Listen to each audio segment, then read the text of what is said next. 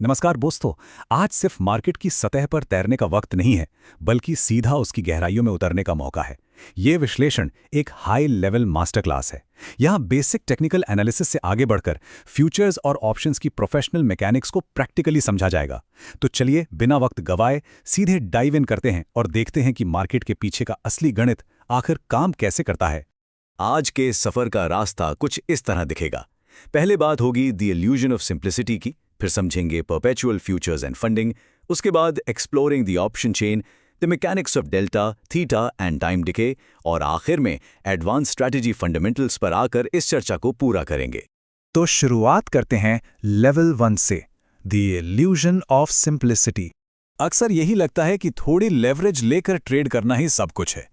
ज्यादातर नए traders 5 minute या 1 घंटे के टाइम फ्रेम्स देखते हैं और आरएसआई, सुपर ट्रेंड या ईएमए क्रॉसओवर्स जैसे इंडिकेटर्स पर भरोसा करके फ्यूचर्स ट्रेड उठा लेते हैं। मतलब ग्रीन सिग्नल मिला तो लॉन्ग, क्रॉसओवर हुआ तो शॉर्ट। लेकिन सच्चाई यह है कि ये बेसिक ट्रेडिंग मार्केट के बहुत गहरे मैकेनिक्स को छुपा लेती है।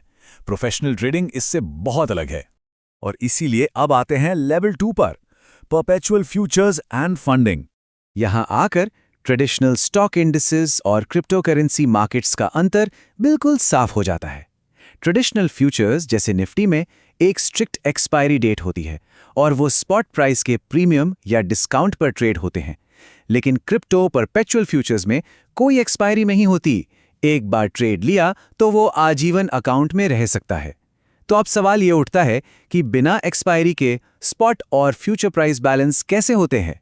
उसका जवाब एक हिडन मैकेनिक में छुपा है जिसे फंडिंग रेट कहते हैं। ये एक पीरियोडिक फी है जो बायर्स और सेलर्स के बीच एक्सचेंज होती है ताकि परपेचुअल कॉन्ट्रैक्ट और स्पॉट प्राइस अलाइंड रहें। अगर फंडिंग नेगेटिव है तो बायर्स को पैसा मिलता है, लेकिन अगर फंडिंग पॉजिटिव हुई तो बायर्स को कंटिन्यूअसली सेलर्स को पैसा देना पड़ता है। अब एक रियलिटी चेक लेते हैं। मान लीजिए मार्केट में एक ऐसी स्थिति बन गई जहां गलत पोजीशन होल्ड करने पर हर 4 घंटे में 1.1% का फंडिंग रेट चुकाना पड़ रहा है। बिना मार्केट के मूव हुए ही एक दिन में 6% से ज्यादा का नुकसान सिर्फ फी देने में चला जाएगा। एक नए ट्रेडर का कैपिटल तो यहां बिना किसी डाउनवर्ड मूव के ही खत्म हो सकता है।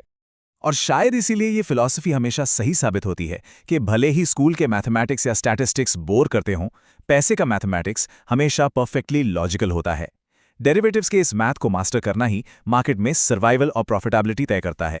चलिए अब एंटर करते हैं लेवल 3 में, exploring the option chain. Linear futures की दुनिया से बाहर निकलकर अब ऑप्शंस के कॉम्प्लेक्स और नॉन लीनियर मैट्रिक्स को देखते हैं। एक स्टैंडर्ड ऑप्शन चेन में 2 मेन पिलर्स होते हैं, कॉल्स और पुट्स। जब मार्केट ऊपर जाने की उम्मीद होती है तो कॉल्स का इस्तेमाल होता है, और जब डाउनवर्ड ट्रेंड एक्सपेक्टेड हो तो पुट्स का सहारा लिया जाता है। लेकिन इस पूरे खेल में स्ट्राइक्स और प्रीमियम्स का एक बेस होता है। उस बेस को एट द मनी यानी एटीएम कहते हैं। ये ऑप्शन चेन पर वो स्पेसिफिक स्ट्राइक प्राइस है जो करंट मार्केट प्राइस के सबसे ज्यादा करीब होता है।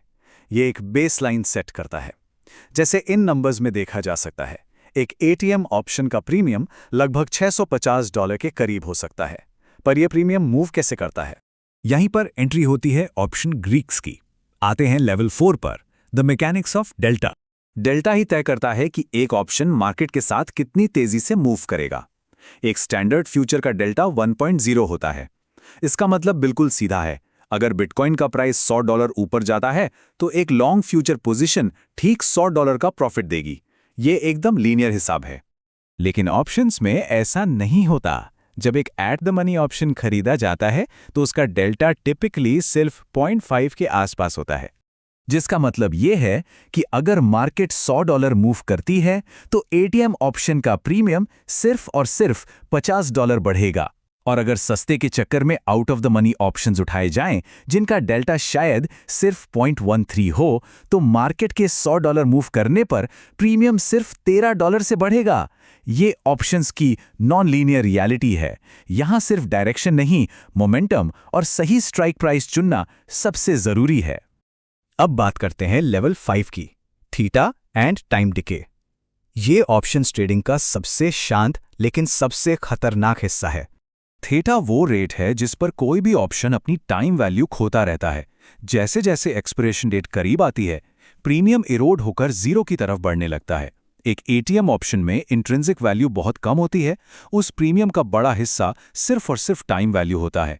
इसको एक एग्जाम्पल से समझते हैं। एक $600 का at the money option premium एक ही दिन में $327 की वैल्यू खो सकता है, अगर मार्केट बिल्कुल वहीं रुकी रहे। जरा सोचिए, बिना मार्केट के अगेंस्ट जाए एक ट्रेडर का कैपिटल सिर्फ और सिर्फ मार्केट में मोमेंटम ना होने की वजह से आधा हो सकता है। तो यहाँ एक बहुत बड़ा कॉन्ट्रास्ट सामने आता है। ऑप्शन बायर्स के लिए समय सबसे बड़ा दुश्मन है, क्योंकि डीके लगातार प्रीमियम को खा रहा है। वहीं दूसरी तरफ ऑप्शन सेलर्स के लिए समय एक अच्छा दोस्त है। अगर मार्केट सिर्फ रुकी भी रहे, तब भी टाइम डीके उनके प्रॉफिट को धीरे धीरे बढ़ाता रहता है।